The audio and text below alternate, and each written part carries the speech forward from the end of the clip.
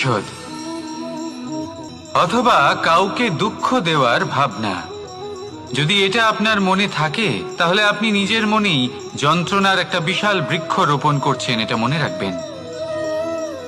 কারণ কাউকে দুঃখ দেবার এই ভাবনা, এটা হলো সেই বীজ যা আপনার মনেই পতিত হবে, আপনার মনেই অঙ্কুরিত হবে, আর আপনার মনেই একটা বিশাল বৃক্ষরূপে বেড়ে উঠবে।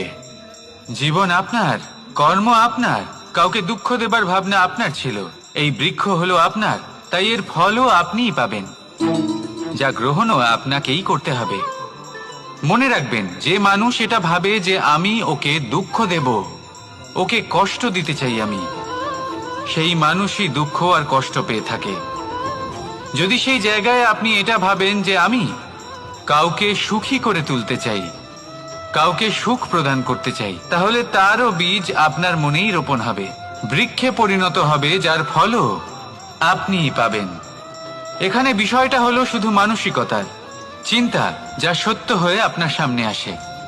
তাহলে এই মানসিকতা শুভ করুন, সবার জন্য মঙ্গল কামনা করুন। অন্যের মনে আপনার জন্য ভালো চিন্তা থাকুক বা না থাকুক, আপনি সবার জন্য শুভ চিন্তা করে কর্ম করতে থাকুন, তাহলে আপনার সাথেও ভালোই হবে। তাহলে আসুন আর আমার সাথে ভালোবেসে বলুন, রাধা।